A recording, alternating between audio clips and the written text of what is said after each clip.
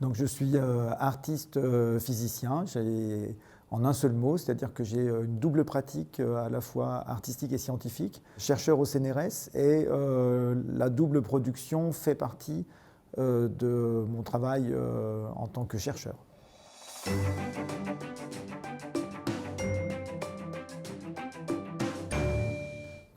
Pour la question du climat, justement, tout est peut-être dans le titre de la conférence Useful Fiction, c'est-à-dire qu'on doit créer une narration collective pour le climat, et la narration collective doit nous amener à un projet, à inventer un projet pour demain, c'est-à-dire qu'on n'est pas dans la constatation scientifique, là on en a beaucoup, mais on est plutôt dans l'engagement, comment est-ce qu'on va s'engager dans une action pour le climat. Et l'engagement, justement, est plutôt à un niveau individuel, c'est-à-dire qu'il faut que chacun on puisse se raconter une histoire, s'imaginer dans une histoire pour pouvoir passer à l'action.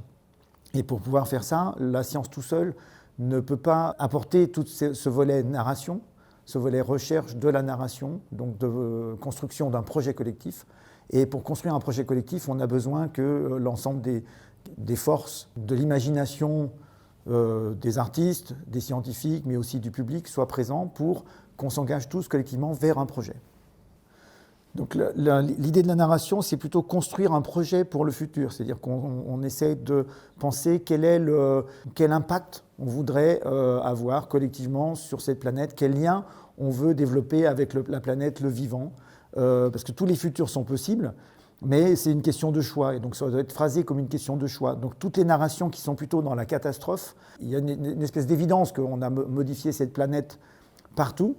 Donc on a juste à regarder chacun dehors par la fenêtre et on sait qu'on a modifié cette planète dans tout. Il n'y a pas un seul mètre carré de cette planète qui soit tranquille. Et la question est plutôt quel futur on veut. Et moi je voudrais qu'on phrase cette question sur cette idée quel futur on veut. Et plus que sur la question est-ce qu'il y a un changement climatique, est-ce que c'est la faute des humains, on sait tous qu'on impacte cette planète-là. Donc on le phrase en changement climatique, on le phrase en biodiversité. On a tous une observation propre qui va dans ce sens-là. Et un mouvement collectif, un mouvement de société, c'est un ensemble d'actions individuelles. Évidemment qu'il y aura des actions individuelles qui ne vont pas dans le même sens. C'est une société, c'est une démocratie, c'est un mouvement collectif, mais il faut pouvoir créer le mouvement collectif. Et le mouvement collectif, il ne se crée pas par des récits qui sont que des récits de destruction, il se crée par des récits qui sont des récits de construction.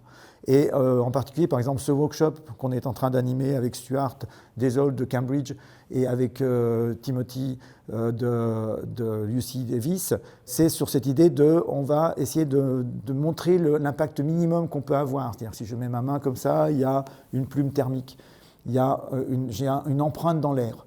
Donc en montrant le plus petit, on va mettre en valeur le plus grand, c'est-à-dire le microclimat de l'objet le plus petit et qui est peut-être l'objet humain, donc notre propre corps.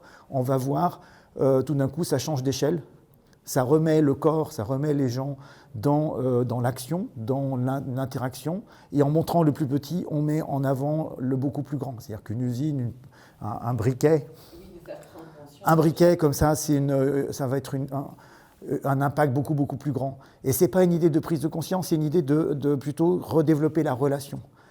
Donc c'est plutôt remettre en contact, donc c'est sur l'idée plutôt de perception, percevoir. Il faut d'abord percevoir avant de prendre conscience. Et pour moi, il faut percevoir pour pouvoir passer à l'action. Donc il faut de nouveau être dans le projet.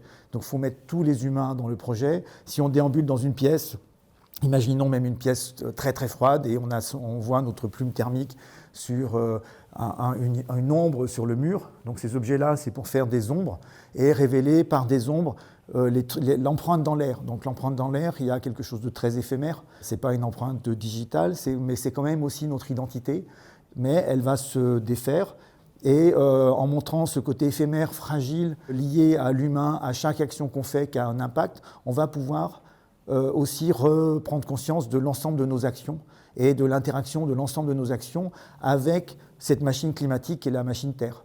Et donc même si elles sont toutes petites, elles modifient le climat de la Terre. Si on est dans une pièce, on est 10 personnes dans une pièce, on modifie le climat énormément de la pièce parce qu'on chauffe comme 100 watts, chacun un radiateur de 100 watts. Si on est 10, c'est 1000 watts, c'est un radiateur électrique. On voit très bien que la chaleur change. Donc on a toutes ces perceptions-là.